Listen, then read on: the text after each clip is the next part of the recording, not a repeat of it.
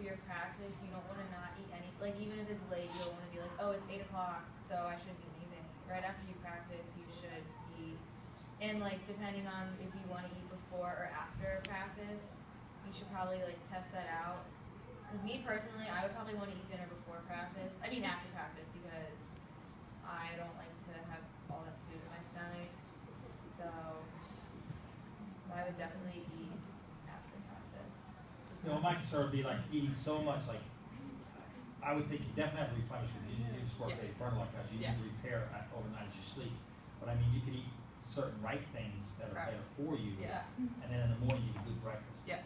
You know, and if you eat and eat slowly and you wait enough time, you will fill up. Oftentimes you're so hungry, they'll overeat, literally. You know. And if you're eating good through the day, you're getting required calories. Obviously, an athlete has to eat a lot more calories than somebody who's not. They're burning, you know, their calories higher.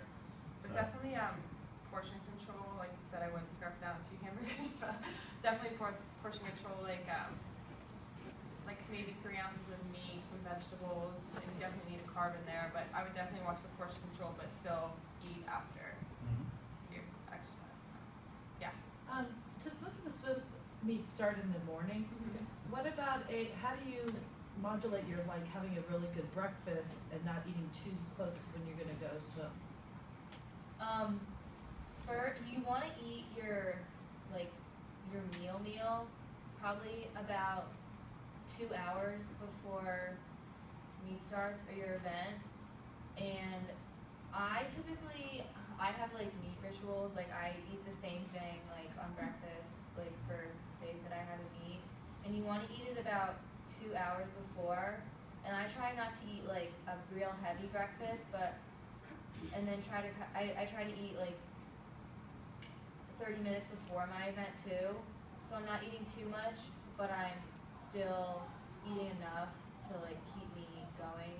Like I'll typically have like a bagel with jam and then a banana in the mornings, and then I'll have like sport beans, or I'll have like an apple, or maybe like some like crackers, like something like that. So like 2 hours before your main meal, and then 30 minutes again before your races. When And you want to make sure 2 hours before, you're talking about 2 hours before warm up or before your first event? before warm up. Okay. Yeah. And then what would you say would the calorie count should be for an athlete? How many calories should they be Per consuming meal a or day? for the day? daily? Okay. I would think a little, maybe like 2,500 or 2,000. Okay. It depends on the athlete too, Yeah. like on your height and weight, obviously, but yeah, definitely like somewhere between 2,000 and 3,000. Depending on how Especially long with these guys. Yeah. Yeah. A little bit. What about trying to put on weight? I mean, because some of the swimmers, you know, because they're just in puberty and stuff, it's hard for them to put on weight when they're swimming so much. It just doesn't seem like there's enough time in the day for them to eat as much as they need to. I would definitely suggest like energy and nutrient dense foods, like not foods like candy and stuff like that. I mean, not like don't eat them at all, but like try to eat more energy dense foods like vegetables and like whole grains and protein. Like make sure you're definitely getting, and dairy too. Make sure you're definitely getting enough of those. You know, I think a big part of the problem is like these kids go to meets and they have a warm up at 6:30 in the morning, and then they compete all through the day. They start like it's like it might be a half hour, 45 minutes before their next event. So just spacing the times of what you're eating lightly but eating properly. Correct. And I think that what they should do, I know I as an athlete would always keep a journal, because it's like you figured out this is what I eat. I figured it out like more best performance only after eating this certain food. So you find that you can look back at your journal, your training, look at your performances, and say, man, this is what I was eating then, so I'm just maybe stick with that, develop a plan. And that's why we said, like you said, 6 o'clock in the morning is early, and I know Yeah, if it's 6, maybe not 2 hours before, because you don't want to wake up. yeah. So that's why it's important to have, like you gave those options of snacks. Or yeah, like I wouldn't be hungry, but we have like the options of the snacks that you guys can have good snacks like peanut butter, toast, like things like those you can have like when you do feel hungry. But it's important to definitely if you're not hungry in the morning, definitely get your fluids in.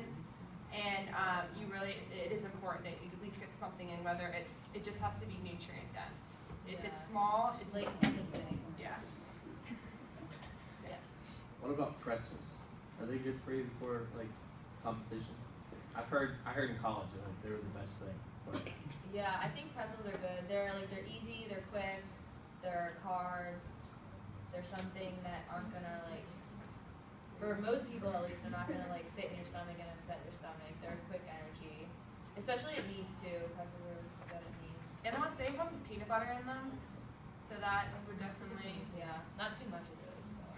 You don't want to just like mindlessly eat peanut butter pretzels. Serving size. Yeah. one more question. Yeah. I know like with swimming, you obviously there's like 4 months that we work out for like basically all out, 6,000 yard practices all year long. But then we get down to like the last, for your big meet, your championship meet, you're cutting down on yards. But I know it's very hard for swimmers, especially just because that's what I'm used to. While you're cutting down on the yards, it's very hard to cut down on what you're eating because you're so used to eating all this food all the time and being hungry for it. Is there any like suggestions on how to like maybe like as you're, we call it tapering, to like kind of make that process easier for the kids? I wouldn't really recommend tapering your food. That's what I've been taught. I've been taught you shouldn't change your eating habits. You shouldn't try to eat less, because then you might end up not feeling your body enough. Okay. So I would just focus on the same stuff as like during exercise, like during training, like make sure you're getting enough of your quality carbs and protein and fats and all that. I wouldn't like try to eat less. Any other questions? Okay, so now we have stuff for you guys to make your own trail mix, and hopefully with what you learned today, you will make a healthy, energy dense trail mix that's not just bag minutes. Well balanced. Yeah. So you guys can come up and we have sandwich baggies. Help yourself.